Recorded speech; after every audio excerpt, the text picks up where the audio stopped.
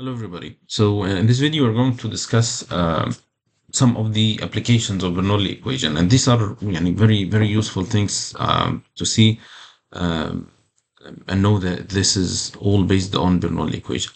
One of them is what we call uh, uh, the piezometer. So, piezometer is a device that we use to measure the pressure in um, in some devices uh, under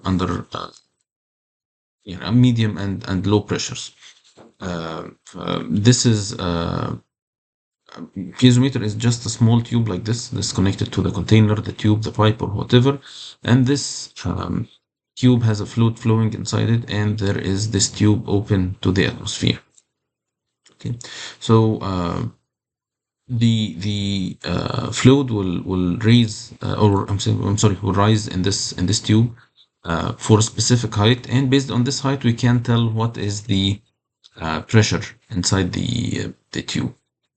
And simply we can do this by applying Bernoulli equation between points 1 and 2. So we know that P1 over rho g plus Z1 plus Z1 square over 2g equals the same for the second tube for the second point. If the 2 points are at the same height and are at the same velocity, because it's the same fluid in the same cross-section area, so the same velocity and the same height, so we will end up with P1 equals P2. And this is very similar to what we did in the previous problem. If you remember, the last problem was solved in the previous video for the YouTube manometer that was connected to a tube. So it's the same thing. We can apply the fluid statics to this to using this point. So you can say that P2 equals, since you can consider this point is affecting the pressure here. What causes the liquid to rise in this tube is that the pressure here is higher than the pressure outside. Otherwise, it wouldn't leave or it wouldn't rise up. So this pressure is due to, or this height here is due to the pressure here. So we can say that the pressure at point 2 is equal to the rho gh. Okay, and we will consider, of course, the pressure everywhere here is or around the cross-sectional area to be the same. So the pressure here is the same as here. So we can put point 1 and 2 to be a little bit up. So it's here and here. So the pressure here and pressure here are equal, and the pressure here is equal to the external pressure, which is the atmospheric pressure plus rho gh. Okay, so of course, this is assuming that it's open to the atmosphere. If the outside pressure is different, we will put another pressure here instead. So P2 and P1 are equal, so we can know the pressure by just the knowledge of the height of the liquid in this tube. So this is one thing. Of course, this cannot be used for high pressures, because if it's a very high pressure fluid in this tube, it will be like a fountain. It will expel the water outside, or the liquid outside the tube. So it has to be for specific pressures that will keep the height of the fluid within this limit of the tube height.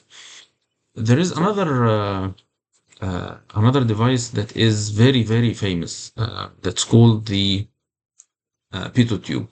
And the pitot tube is a device that we use for measuring the velocity in tubes or in pipes. And it's part of it is what we said about the piezometer, and another part is what you see here.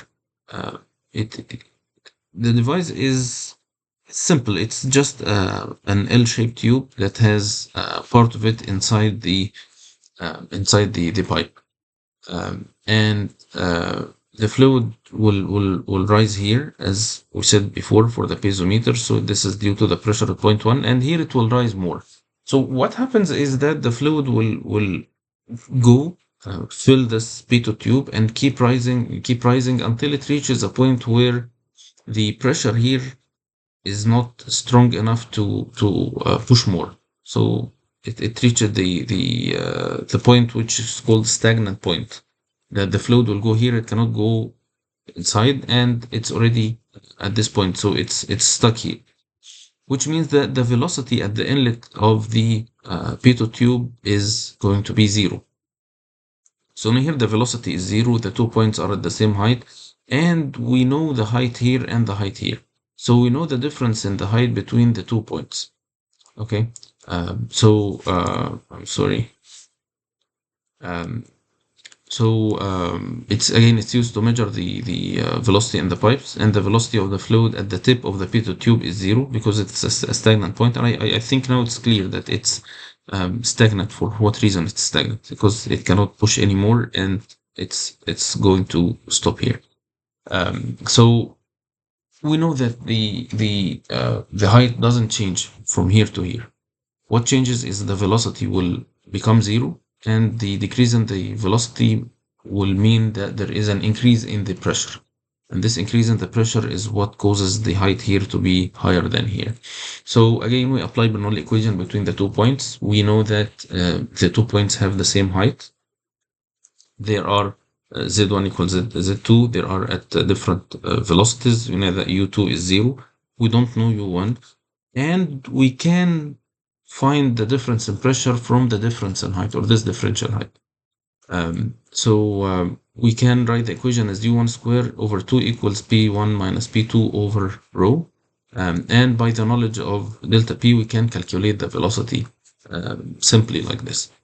Okay, so this is one very very simple method. By just measuring the difference in pressure, we can do this.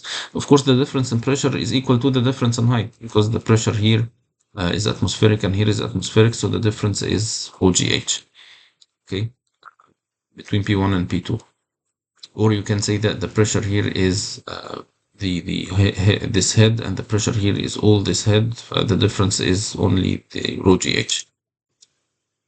So it's going to be square root 2 GH.